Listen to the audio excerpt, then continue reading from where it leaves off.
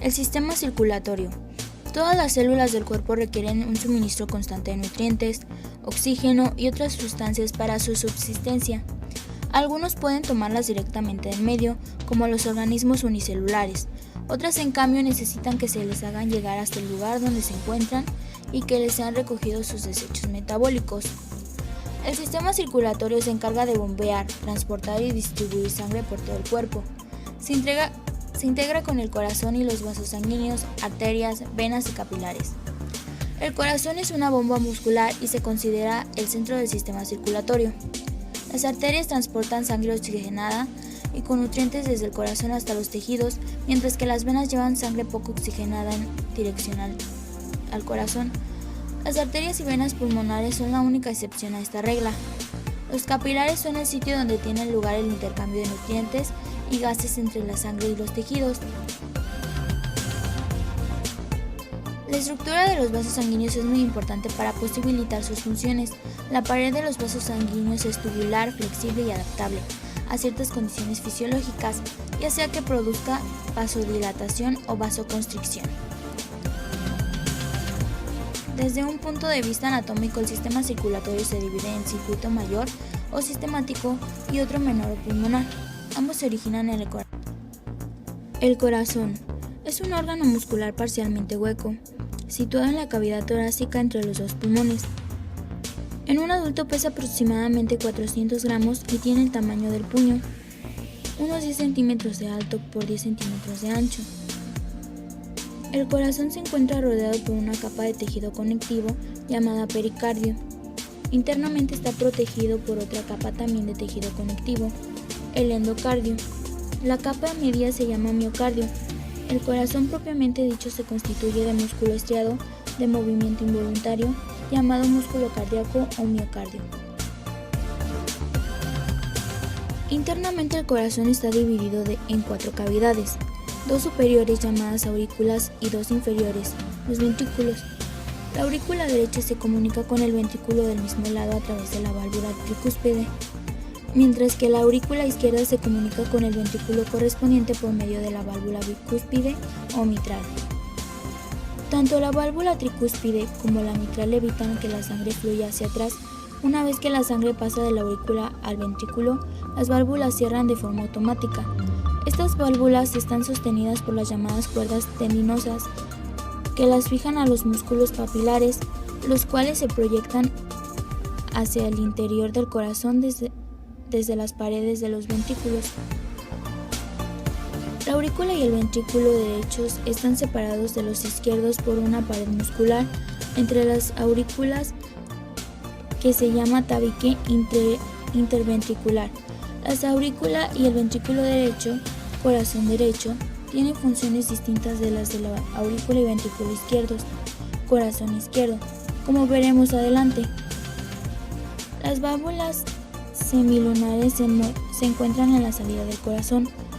La válvula pulmonar entre el ventrículo derecho y la arteria pulmonar, y la válvula aórtica entre el ventrículo izquierdo y la arteria aorta. Estas válvulas abren cuando los ventrículos se contraen y el ventrículo derecho envía la sangre a la arteria pulmonar y el izquierdo hacia la arteria aorta.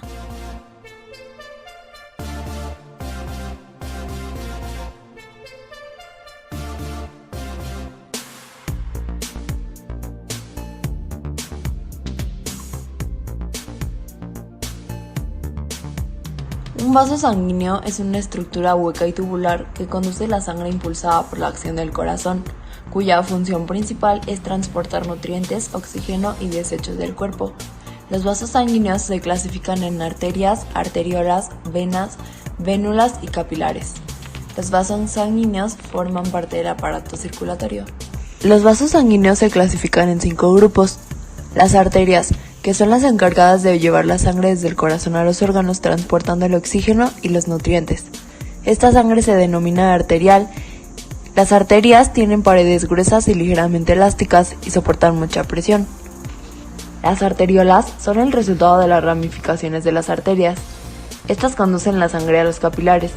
Sus paredes están formadas por músculo liso. Son las que oponen mayor resistencia al flujo sanguíneo. Esta constricción sirve para reducir la presión de la sangre al entrar en los capilares. Los capilares, vasos de paredes muy finas que comunican las arteriolas con las vénulas, se caracterizan por el intercambio de oxígeno y sustancias nutritivas en los tejidos. Los productos de desecho y dióxido de carbono regresan de los tejidos a las vénulas. Son los que se encuentran en mayor cantidad en los tejidos activos. Las vénulas son las que recogen la sangre de los capilares. Cuando las vénulas se van uniendo, van formando las venas. Poseen las mismas capas que las venas: la túnica externa o adventicia, la capa media y la íntima o endotelio. Las venas llevan la sangre desde los órganos y los tejidos hasta el corazón, excepto en las venas que conforman la vena porta, que se dirige primero al hígado y de este a los pulmones, donde se intercambia el dióxido de carbono con el oxígeno del aire inspirado. Esta sangre se llama venosa y es de color más oscuro. Poseen válvulas unidireccionales que impiden el retroceso de la sangre. Las venas de la circulación general traen sangre de todas las regiones del cuerpo al atrio derecho del corazón. Incluyen las venas que se vacían en el corazón, las que van a la vena cava superior y a la vena cava inferior. Estas transportan la sangre desoxigenada. La circulación sanguínea tiene como fin llevar el oxígeno y los nutrientes a todas las células del organismo y devolver dióxido de carbono a los pulmones para expulsar. Es activada por el corazón, que funciona como una bomba. La sangre oxigenada circula a través de las arterias, que se van haciendo cada vez más pequeñas hasta que se convierten en capilares. Luego, la sangre va a los órganos donde el oxígeno y los nutrientes moleculares son capturados por las células. La sangre toma el dióxido de carbono y los residuos de las células. Estos residuos son eliminados en el hígado y los riñones. Luego, la sangre pasa a las venas y continúa hasta los pulmones, donde se expulsa el dióxido de carbono y se carga de nuevo con oxígeno. A continuación, vuelve al corazón a dar otra vuelta completa.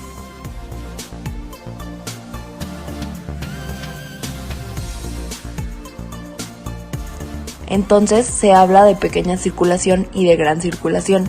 La pequeña circulación designa el camino de la sangre desde el lado derecho del corazón a los pulmones y el retorno de la sangre desde los pulmones hacia el lado izquierdo del corazón. La gran circulación, por el contrario, es el flujo de sangre desde el ventrículo izquierdo al resto del cuerpo y el retorno de la sangre al derecho del corazón. En los pulmones, la sangre se carga de oxígeno y libera de dióxido de carbono. Hay un tercer tipo de vaso sanguíneo que se llama linfático. Estos vasos sanguíneos recogen los fluidos y las células sanguíneas del espacio intersticial. Este es el espacio entre las células en un órgano o entre los órganos. Los linfáticos llevan los fluidos y las células sanguíneas al tórax y entran al sistema venoso. El sistema linfático también es importante en el sistema inmune que protege al cuerpo de infecciones.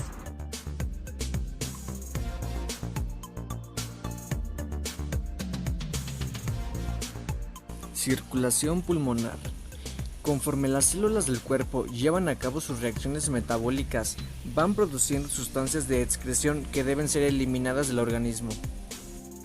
Una de sus sustancias es el dióxido de carbono, el cual es recogido por los glóbulos rojos y transportado en la sangre a través de las venas cavas hacia el corazón. Las venas cava superior e inferior vierten su contenido de sangre proveniente de todo el cuerpo y cargada de dióxido de carbono en la aurícula derecha, y de ahí a los pulmones a través de la arteria pulmonar para su purificación. Saliendo del corazón, la arteria pulmonar se divide en dos ramas, las dos arterias pulmonares, una para cada pulmón, y en el interior de los pulmones cada arteria se ramifica intensamente hasta formar una vasta red de capilares a través de los cuales se realiza el intercambio de gases con el alveolo pulmonar. Al dividirse, la arteria aorta da origen a otras arterias que irritan los tejidos del cuerpo. Todas ellas llevan sangre purificada. La arteria pulmonar y sus ramificaciones son las únicas arterias que conducen sangre impura. Las venas recogen sangre impura de todo el cuerpo y la llevan al corazón. Las venas pulmonares recogen sangre purificada de los pulmones y la llevan al corazón. Sí.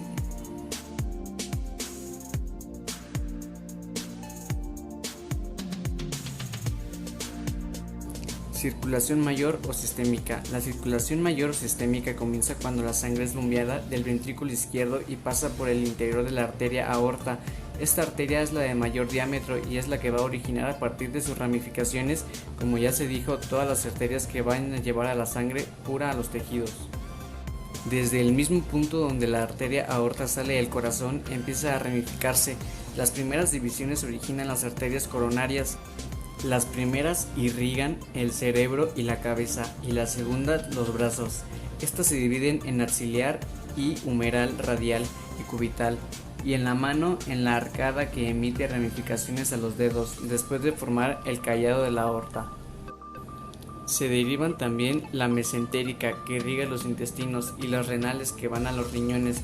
En la pelvis la aorta se divide para originar las ilíacas primitivas, que a su vez ya en la pierna cada una forma la femoral, la poplitea, las tibiales y la peroneal, terminando en las pedias que irrigan el pie.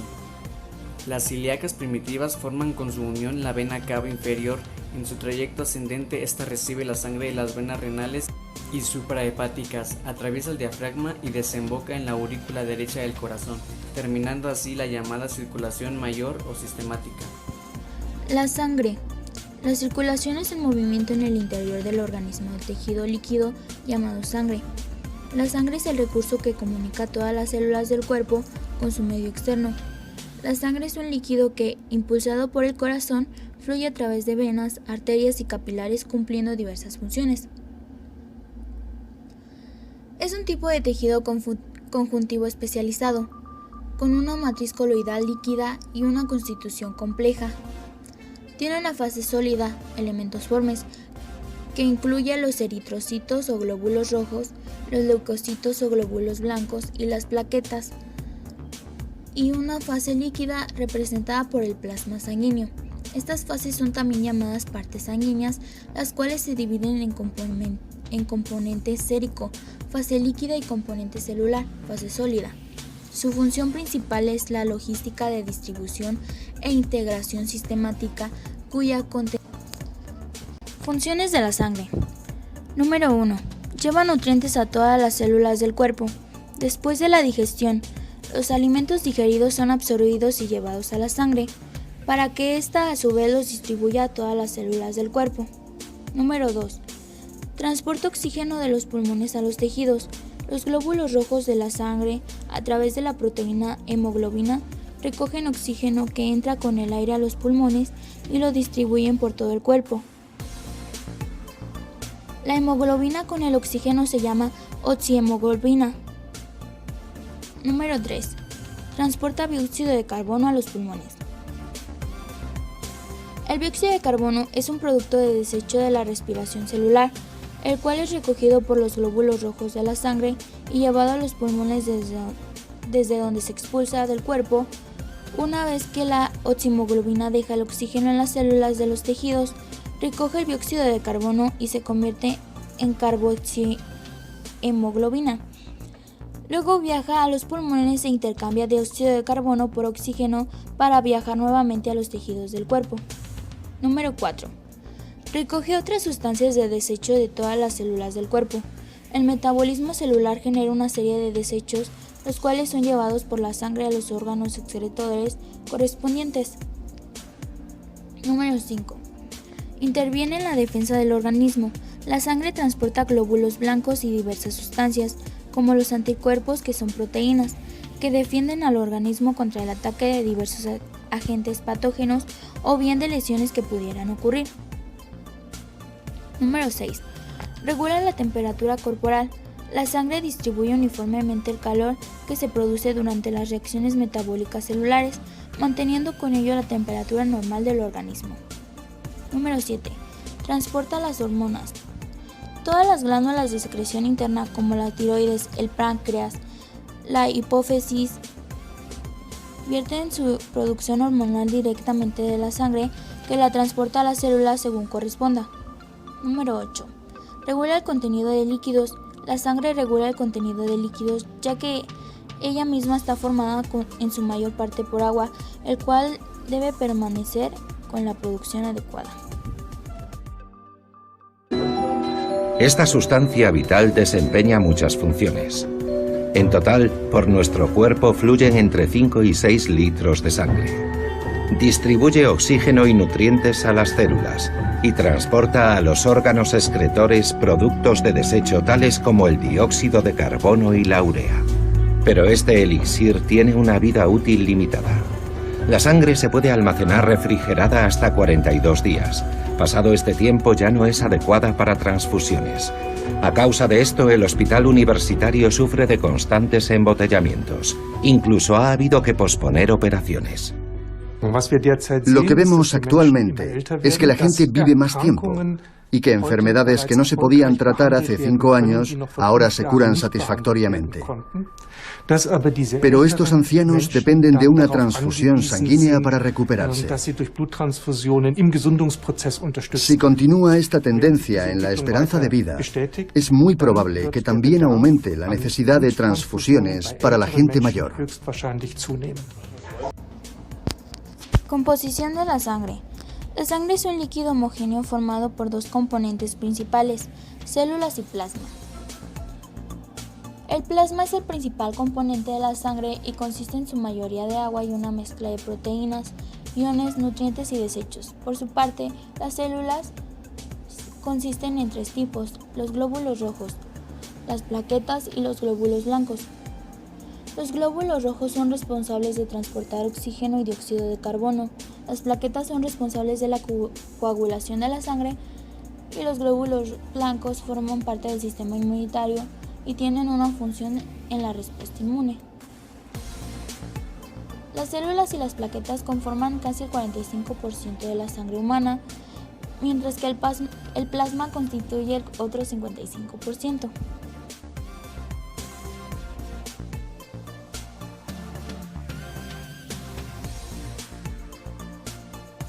La sangre está constituida por un líquido denominado plasma y 3 clases de células. Cada una de las células desempeña una función específica. Los glóbulos blancos o leucocitos son la defensa del cuerpo contra las infecciones y las sustancias extrañas que pudieran entrar en él. Para defender el cuerpo adecuadamente es necesario que exista una cantidad suficiente de glóbulos blancos capaces de dar una respuesta adecuada, llegar a un sitio en el que se necesitan y luego destruir y digerir los microorganismos y sustancias perjudiciales. Al igual que todas las células sanguíneas, los glóbulos blancos son producidos en la médula ósea. Se forman a partir de células precursoras, células madre, que maduran hasta convertirse en uno de los 5 tipos principales de glóbulos blancos: los neutrófilos, los linfocitos, los monocitos, los eosinófilos y los basófilos. Una persona produce aproximadamente unos 100.000 millones de glóbulos blancos al día. Los glóbulos rojos, también llamados hematíes o eritrocitos, se ocupan de transportar el oxígeno desde los pulmones a los tejidos y de llevar de vuelta el dióxido de carbono de los tejidos hacia los pulmones para su expulsión. Los hematíes dan a la sangre su color rojo característico. Las plaquetas o trombocitos colaboran en la coagulación de la sangre cuando se produce la rotura de un vaso sanguíneo. Todas las células de la sangre son el resultado de la diferenciación y maduración de las células madre, también denominadas progenitores hematopoyéticos. En el adulto, las células madre se localizan en la médula ósea, sustancia blanda y esponjosa que se halla en el interior de los huesos. En condiciones normales, la producción de células sanguíneas tiene lugar de forma controlada, a medida que el cuerpo necesita precisar de ellas. La alteración de este equilibrio origina diversas enfermedades. Unas se deben a una insuficiente producción de todas las células sanguíneas o de algún tipo específico de las mismas. Otras son causadas por la producción de células incapaces de realizar las funciones que les son propias y en cantidades insuficientes. Y finalmente, otras son debidas a la producción de células cancerosas en grandes cantidades. El plasma es la fracción líquida y acelular de la sangre. Se obtiene al dejar la sangre desprovista de células como los glóbulos rojos y los glóbulos blancos. Está compuesto un 90% de agua, un 7% de proteínas y el 3% restante por grasa, glucosa, vitaminas, hormonas, oxígeno, dióxido de carbono y nitrógeno, además de productos de desecho del metabolismo como el ácido úrico. A esto se le pueden añadir otros compuestos como las sales y la urea. Es el componente mayoritario de la sangre, representando aproximadamente el 55% del volumen sanguíneo total, mientras que el 45% restante corresponde a los elementos formes.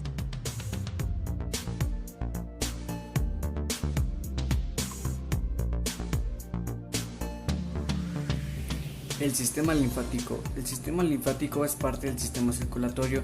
Algunas de sus principales funciones son: servir como sistema de drenaje del líquido intersticial, absorber del intestino delgado los nutrientes, y el sistema linfático también forma parte del sistema inmunológico, ya que en los nódulos linfáticos se filtra la linfa y se producen linfocitos. Este sistema está formado por una extensa red de capilares que se extienden por todos los tejidos del cuerpo y por el propio tejido linfático, y en que determinados lugares se constituyen en nódulos linfáticos. El sistema linfático funciona a partir de los capilares que recogen el líquido intersticial de todos los tejidos y lo pasan a las venas linfáticas correspondientes. En ciertos puntos del cuerpo, la linfa contenida en las venas atraviesa los nódulos y se filtra, eliminando así bacterias, virus o cualquier partícula dañina que pudiera causar enfermedad. Los vasos linfáticos, que vienen de todas partes del cuerpo, desembocan finalmente en el sistema circulatorio a través de dos grandes conductos, el torácico y el linfático derecho. Así se devuelven a la circulación el líquido exudado por los capilares sanguíneos por todas las células del cuerpo.